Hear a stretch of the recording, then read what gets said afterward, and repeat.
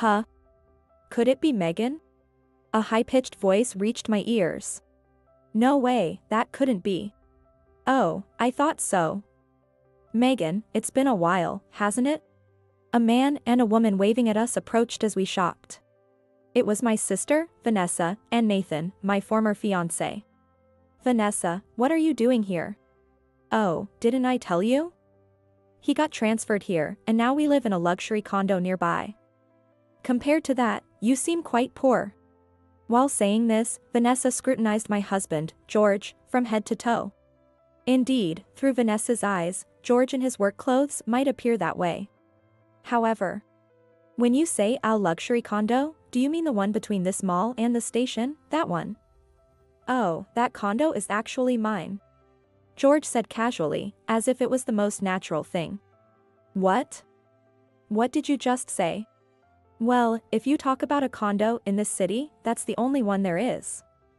So, it's mine. What do you mean? Exactly as I said. There was a deal to build on one of the pieces of land we've owned for a while, and it sold unexpectedly well. Thanks to that, the land value went up, and now the taxes are a nightmare. After saying that, George invited the two to our farm. And as soon as we got back to the car, he quickly phoned home. Hello, Mom? It's me. Yes, finally I got them, so it's time to put our plan into action. Apparently, something was happening that I didn't know about. My name is Megan. I'm a stay-at-home mom with 2 children, married to George, who is 4 years older than me. I married into a family that runs a farm, enjoying happy days now. But my life before marrying my current husband was always about losing something. I was born the middle child of 3 sisters. Vanessa, my sister 3 years older, has always been the darling of the family since she was little, pretty, handy, and quick-witted. She effortlessly did well in school, always shining in elementary and junior high schools. On the other hand, I was quite plain compared to Vanessa, with mediocre grades. Mom always said to me, "You're so plain and unremarkable, it's not worth dressing you up." She would then indulge Vanessa with new clothes incessantly, unconditionally showering her with gifts. I didn't develop well physically, so I always wore Vanessa's hand-me-downs. Our elementary school had no uniforms, so I often heard classmates comment on how flashy or ill-fitting my clothes were. I was often asked why I wore clothes that didn't suit me, but I somewhat disliked saying, "It's all I have." But perhaps the friends had been told something by their parents too. Eventually, they stopped talking about it. Even with studies, Dad often sighed and told me, "Why don't you try to emulate your sister a bit with your studies?" Though from about the upper grades of elementary school, I was diligent with my homework and even prepped in advance.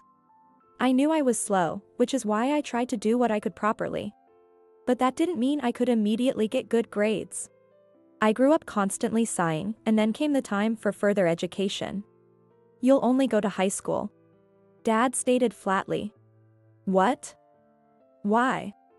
Vanessa wants to go to college in New York. You don't have great grades, and it's fine, isn't it? The issue was our age difference. Being 3 years apart meant our educational phases overlapped. Covering the expenses for both of us at the same time was a challenge for my parents. As a result, Vanessa went to the private high school she wanted, and I ended up in public school. After that, Vanessa said she wanted to attend a private university in New York. New York, that's a plane ride away. And the cost of living there is just on another level. Living there alone. It was already decided among my parents that they would cut down on expenses for me. Rather, it meant that I should start working early and contribute money to the family. And my youngest sister, Sarah, who is 4 years younger, often just watched me silently.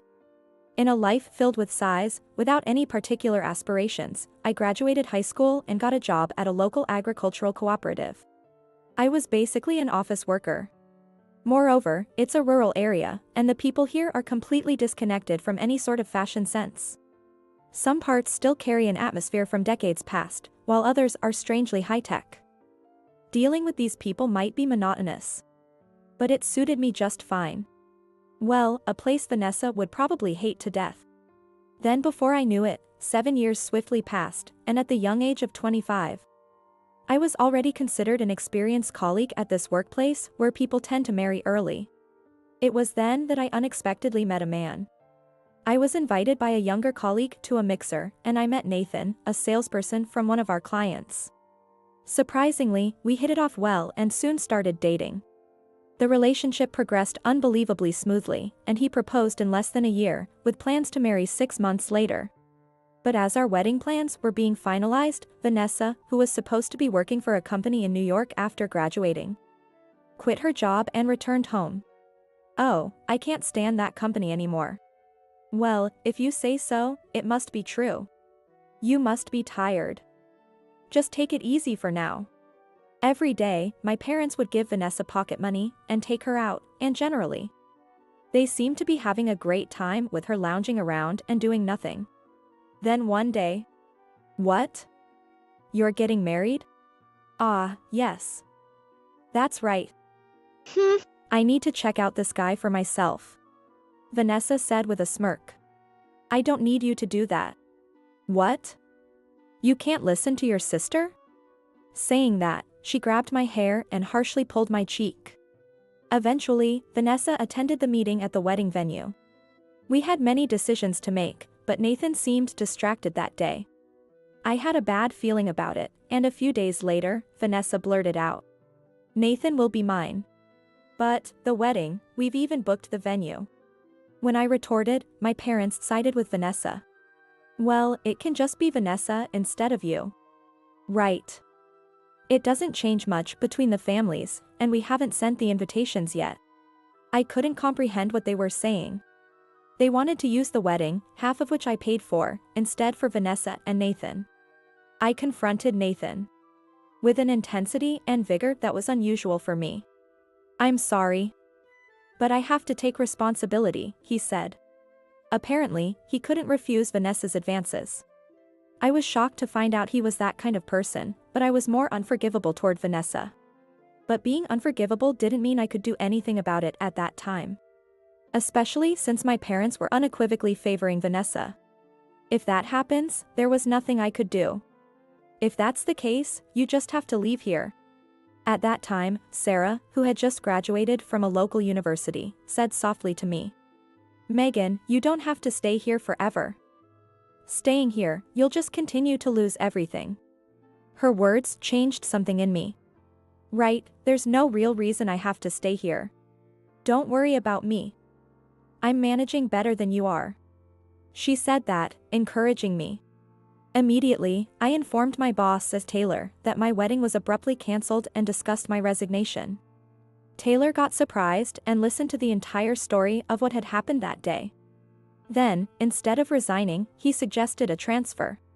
He felt it would be a waste to let go of someone who had worked so diligently and had skillfully managed relationships with the local farmers. I gratefully accepted the offer and moved, taking only my personal belongings before their wedding. Living alone, transferred to a new workplace, I finally felt like I could breathe freely, away from that family. The city I moved to was slightly smaller than my hometown, but still a significant regional city. Feeling more at ease, I started interacting more with my colleagues. And then, there was another mixer, but I was completely over the idea of marriage. However, I went just for a sense of duty. "They asked you to come this time," my colleague told me. The partners this time were heirs to neighboring farms. Marriage in farming families can be quite stringent. That's how I was introduced to my current husband, George, who had been interested in me for a while. I knew him as a client, but nothing more. Pushed by my colleagues, I decided to date him, and George turned out to be hearty and fun. I was also taken to his home several times. Wow, this is amazing. It's pretty normal around here though. His family owned expansive land, half of it for livestock and the other half for crops. This family was large and very open-hearted. They served fresh and delicious food whenever I visited, and there was constant laughter. Seeing my occasional bewilderment at such a harmonious family atmosphere, they casually asked me about it. I'm just surprised to see a family that gets along so well. I ended up sharing my past experiences with my parents and Vanessa, as matter-of-factly as possible. Then they reacted. "That's awful. Not just the sister, but also the guy and your parents. Leaving them was the right choice. That's right. So come and be part of our family. I had always felt guilty about being rejected by a man. But this generous family seemed genuinely angry at the unreasonable behavior of my parents, Vanessa, and Nathan. When they quickly said, "Come and stay with us," I wouldn't be sure about it. Somehow, I just found myself saying yes, in response. Becoming a farmer's wife? I hardly had time to consider it. So, I called my parents to at least inform them. Marrying into a farming family? That's embarrassing, I wouldn't attend. They refused even to come to the wedding. Hearing this, my mother-in-law snatched the phone from me and retorted, "We don't need anything from your side either.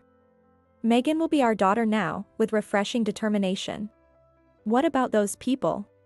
Really? Megan, you don't have to do anything for them anymore. I used to send them money, but I guess they'll complain if I stop. You were doing that too?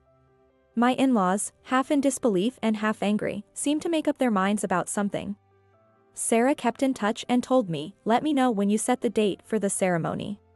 Indeed, the only family member who attended my wedding was Sarah. Later on, when Sarah got married, I made sure not to meet my parents, but I did go to celebrate her wedding. After my own marriage, I continued to work at the cooperative for a while. That's because both George and my in-laws told me that it would be impossible to start working on the farm right away. You're not used to the physical demands yet. It's better if you do what suits you, they said.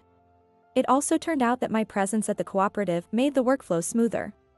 Yet, those days came to a rather abrupt end. I got pregnant. One, and then another a year later. With the momentum I felt, I decided to quit my job to focus on raising the children, doing housework, and helping with the bookkeeping. Although the farm required early mornings and late nights, there was always someone around, making it much more manageable than the single parenting stories I heard about in the city. And the food was delicious. We cooked in large quantities, and everything from flour to vegetables to milk was just delicious. The kids ate well and ran around a lot, growing up carefree along with the children of George's younger brother, who had married before us. George was considered a leader among the young heirs in the region, so I began to join their gatherings. Without being compared to anyone and away from the gaze of my parents, I finally felt truly happy. Then one day, encouraged by my in-laws, George and I went to a shopping mall, just the two of us. Really? Are you sure? There was something we wanted you to pick up. They were probably concerned that we rarely had time just for ourselves. Feeling the kindness of this family was already a great comfort. We leisurely drove to the shopping mall. As we approached, the landscape began to fit the description of an urban area. We loaded 2 shopping carts with requested items and other things, strolling through the spacious mall and chatting leisurely when. Huh? Could it be Megan? A high voice reached my ears. No way, that couldn't be. Oh, I thought so. Megan, it's been a while, hasn't it? A man and a woman approached us, while waving their hands. Vanessa. I murmured softly, gripping the handle of the cart tightly. Hey, long time no see. Beside her was Nathan? He seemed quite aged, though. Vanessa, why are you here? Oh, didn't I tell you? He got transferred here. We live in that luxury condo nearby now. Compared to that, you seem quite poor. As she said this, Vanessa scrutinized George from head to toe. Indeed, from Vanessa's perspective, George in his work clothes might look that way. And I was in my everyday clothes too. However, speaking of the condo, do you mean the one between this mall and the station, that one? George suddenly spoke up. Yes, that one. You guys couldn't afford it, I bet. It's really popular now, even people from outside have a hard time getting in. We waited and finally got a place. Of course, it's none of your business since you're just rural folks. Ah, that condo is mine, actually. George said nonchalantly, as if it was the most natural thing. What? What did you just say? Well, if you talk about a condo in this city, that's the only one. So, it's mine. What do you mean? Exactly as I said. There was a deal to build on one of the pieces of land we've owned for a while, and it sold unexpectedly well. Thanks to that, the land value went up, and now the taxes are a nightmare. Taxes. I recalled seeing unusually high property taxes when I helped with the bookkeeping. I had wondered why, since taxes around our area were not that significant, but now it made sense. Oh, is that so? Ah, right. Would you like to come over to our place after this? I turned towards George in shock. Really? Is that okay? Then, Vanessa's demeanor suddenly changed. Hey, wait, it's kind of sudden to just drop in. What are you talking about? They've kindly invited us. It would be rude not to go. Our shopping was abruptly paused, and we decided to head out to our place by respective cars. Back at the car, George immediately called home as he settled into the driver's seat. Hello, Mom? It's me. Yes, I finally got them, so it's time to put our plan into action. What was he talking about? He hung up after those brief words. A plan? Yeah. Well, we have our reasons. I didn't even know you owned that condo. It's like insurance. George explained. Even we depend a lot on nature for farming, so it gets tough. We've owned that land around there for generations. So, you built the condo? Kind of half. Not entirely. It's a great spot with a scenic view, which attracts people from outside. That much was true. Even if the view was just fields and mountains, the vastness made each season impressively scenic. People with money from outside might find it appealing. Do you want to live there? I immediately shook my head. I like our home best. Everyone's there. Me too. With that, we headed home, driving along. During the drive, George shared a surprising plan with me. Can we really do that? You know the unity of our family, right? Plus, we're good at following through with plans. That was true. But still. Looking at Vanessa and her husband following us in the rearview mirror, I wondered if it could really work. When we arrived home, my in-laws greeted us at the door with, well, welcome, their usual, no. More than usual, cheerful smiles ready for the sister and her husband. Is it okay, over there? At this time, there should still be work to be done in the fields and with the cattle. It's fine. We knew we were having important guests. As soon as Vanessa entered the house, she started looking around curiously. She seemed surprised by how spacious the house was. Well, it really is quite large. Many people and households are living here. We eat together, but each family has its own space. Wow, and to think I've only met her younger sister. I had no idea Megan had such a beautiful older sister. My father-in-law said with a hearty laugh. Meanwhile, I was in the kitchen preparing something to serve our guests. It's better you don't go there right now. Just watch from here for a bit. My mother-in-law suggested, pointing to a chair in the kitchen. Wondering what that meant, I sat as instructed and kept an eye on the living room from my position. At the sofa, my father-in-law and George were seated, offering my sister Vanessa and her husband some homemade sweets. While my mother-in-law prefaced with a modest, "We don't have much, but..." Indeed, from the spot my mother-in-law directed me to, I could clearly see them. And importantly, they couldn't see me. As he opened a beer, my father-in-law casually mentioned, "So I hear you're living in our condo now." Yes, they replied. Oh, speaking of the condo. He hinted to George with a gesture, signaling him to bring something up. Right, just a moment. George said and retrieved an envelope from a cupboard in the living room. Well, there's something concerning the condo that I'd like to discuss with you, or rather you, Nathan, George started. What might that be? Nathan tilted his head in response to George's words. This right here. George said, handing over a large document envelope. Nathan began to pull out the contents but stopped abruptly. Instead, he pulled out several photos which were put on an album. This is... Nathan's expression froze as he looked up. Yeah. We've been notified by the administrator of the condo about a suspicious person caught on the security cameras recently. When we received the data, I recognized someone, so we looked into it a bit, George explained. Nathan silently flipped through the album pages until he inadvertently dropped them on the floor in shock. What the... What? Who is this, Vanessa? Nathan asked Vanessa in a groaning voice. As I wondered what was happening, my mother-in-law silently tapped my shoulder and handed me the stack of photos. I nearly exclaimed out loud but quickly covered my mouth with my hand. The photos showed Vanessa letting an unknown man into a room, the two of them visible through a window. And scenes of them entering a hotel in broad daylight and later emerging together. How? Why are these here? It's secret. My mother-in-law whispered, her tone somewhat gleeful. I redirected my gaze back to the living room and saw Nathan glaring intensely at Vanessa. Was that you kept saying you didn't need kids because of this? What?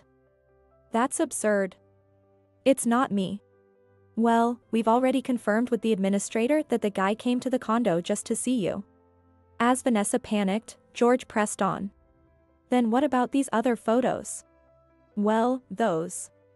Well, cheating isn't good, right? My father-in-law chimed in leisurely. You took a man from your sister, and yet you still want another one? How old are you again?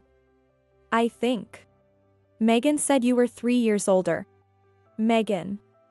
Megan made you take this? The issue isn't there, George said. Nathan tried to return the envelope to George as a thank. Oh, it's okay. You just keep it. There might be some documents in there that you'll need, George said. Huh? Nathan peered inside and pulled out a large piece of paper. These might be needed after all, he remarked. Wait a minute, a petition of divorce of marriage? Suddenly what? As Vanessa panicked, Nathan began to speak calmly in a low voice. At that time, you told me to take responsibility, saying you weren't having your period. I thought I got you pregnant and decided to marry you because of it. But guess what? What do you mean? I apparently had a fling with you while drunk. I didn't remember it. But there were signs. So, considering what came after, I thought I should take responsibility. But you weren't pregnant, and what happened next? You kept saying you didn't want kids. How old are you? Aren't you almost 40? I'm only 35. Don't say such awful things. I believed your words about wanting to raise one child carefully. So, I worked hard, improved my sales, relocated, and even got that condo. You wanted that condo so badly, so we waited for it to be available and took out a loan for it. But you keep saying you're not satisfied with a lower floor, always complaining. So, that's what she was saying. I'm tired of it all, Nathan said. With that, George efficiently grabbed a ballpoint pen from his pocket. And Nathan calmly began filling out the petition for divorce of marriage with the pen. Wait, what are you doing? Besides, at our wedding, because of your parents' selfish actions, no one came, right? Not even my parents. So, that's what happened. My parents haven't forgiven me to this day. You seemed happy not dealing with the in-laws' troubles, but... Oh, you had made your parents sad. That's been quite tough. I was even told not to come to my brother's wedding. With a contorted face, Nathan spat out.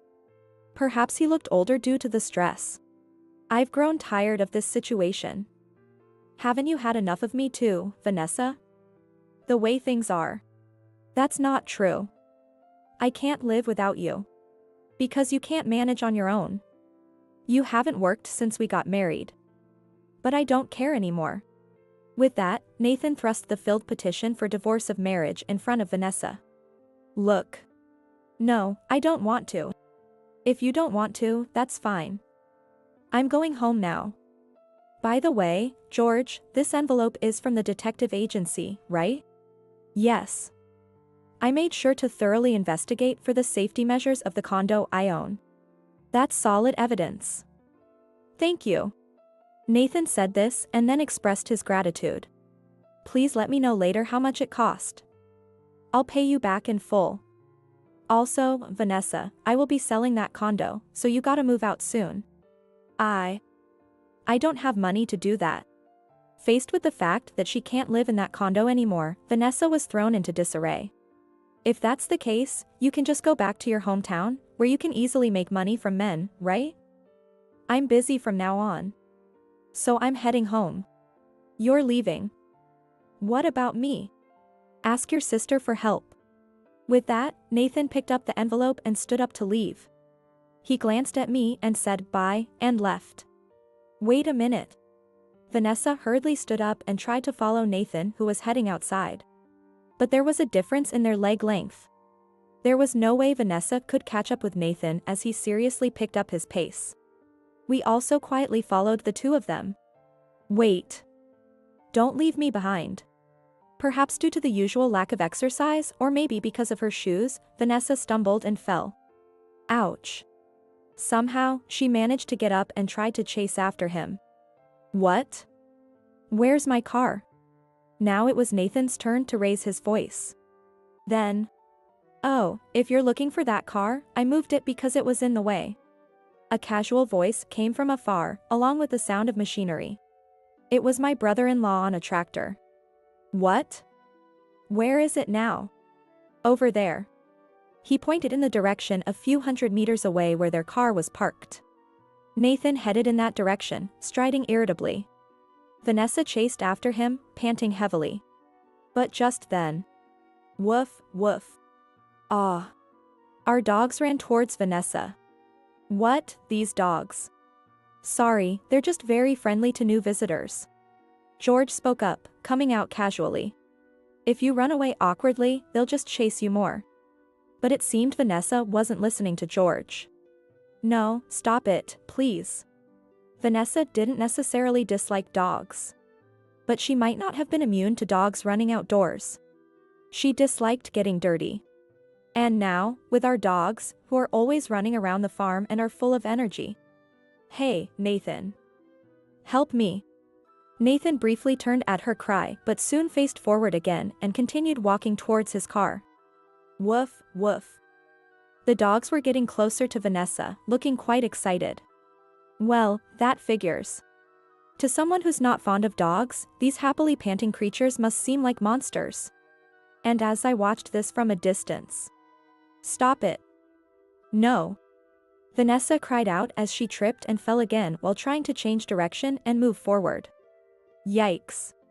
She screamed from the bottom of her stomach. What is this?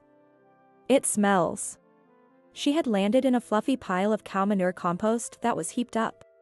It was probably warm on top, still fermenting.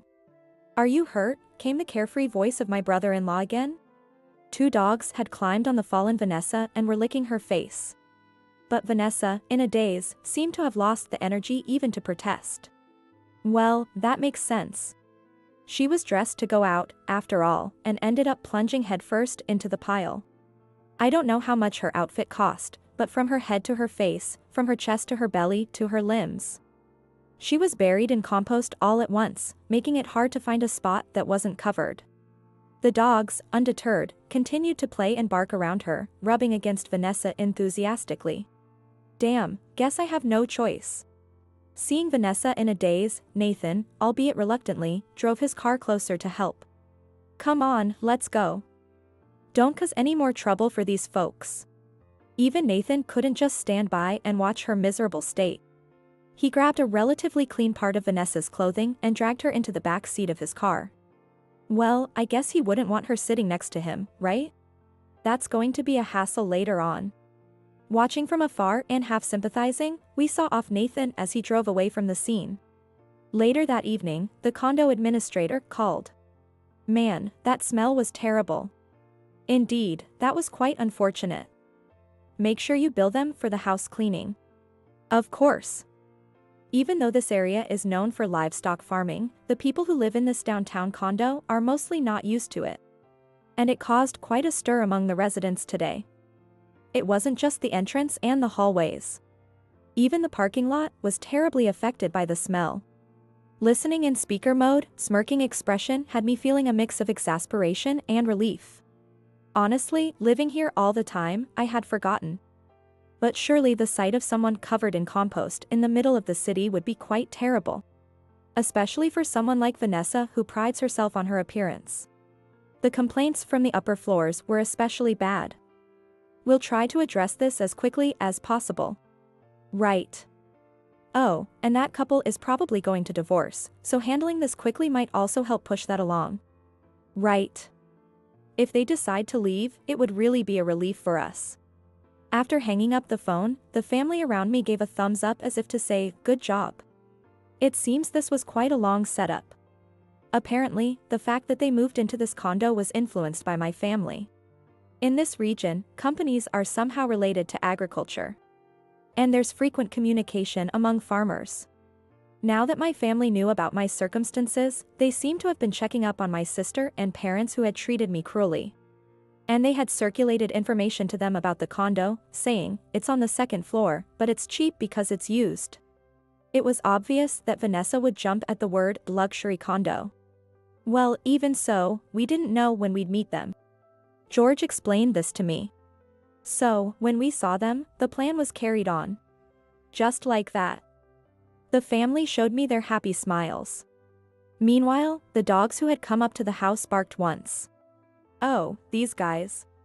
I had no choice but to laugh. Later on, I received a call from Sarah informing me that Vanessa had officially decided to divorce. It was just terrible. Sarah reported to me, laughing heartily. Vanessa had left her parents' home after getting married, and now Sarah and her husband were in charge. Indeed, the fact that the wedding was taken by Vanessa from me had significantly tarnished my parents' reputation. Using that to her advantage, Sarah had adopted a humble attitude of a sorry for our terrible parents to win over those around her and had apparently succeeded in taking control of the house. In this situation, Vanessa tried to return after her own infidelity led to a divorce. There's no way we could let her back in the house after all the effort we've put into getting our parents under control. Bringing back another parasite is out of the question. Sarah had made a firm decision not to let her back into the house, visibly demonstrating her resolve to everyone around. Having good daily habits is so important, isn't it? So what happened to Vanessa? I don't know. Oh, and by the way, the reason Vanessa left her previous job was because she couldn't handle the work and there were some inappropriate romantic entanglements. This was news to me. After being a homemaker for so long and now another divorce due to an affair, what kind of job can she even get? It's probably just the night business for her now, right? But that might actually suit her. Sarah. Yet, Nathan had said the same thing. Hey, Megan. I used to get so frustrated watching Vanessa. But really, with such awful parents and a sister, it couldn't end any other way, right? Well. Right. That's why I was able to use them as a negative example early on. Thanks to that, I now hold the real power in our family. I found myself oddly convinced by that. From now on, you can relax. Forget about here and just let yourself be pampered and happy over there. Yeah. Thanks. I'll come to visit next time. Yeah, I'll be waiting. Nearly a year later. As promised, although a bit delayed, Sarah visited my house. Megan, congratulations on your third child. After that, I got pregnant with my third child and had the baby. Today was a celebration for that. Thank you. I heard you're expecting your second child, Sarah? Yeah. That's right. We plan to stop at 2, but are you thinking of having more? Yes. Here, the kids can grow up freely without any favoritism, and it's really wonderful. Indeed, the older children were looking after the younger ones, and the little ones were always searching for something they could do on their own. I was a bit worried that I would be like my parents. But with this place and this family, I believe we can live happily without such fears. That's what I believe.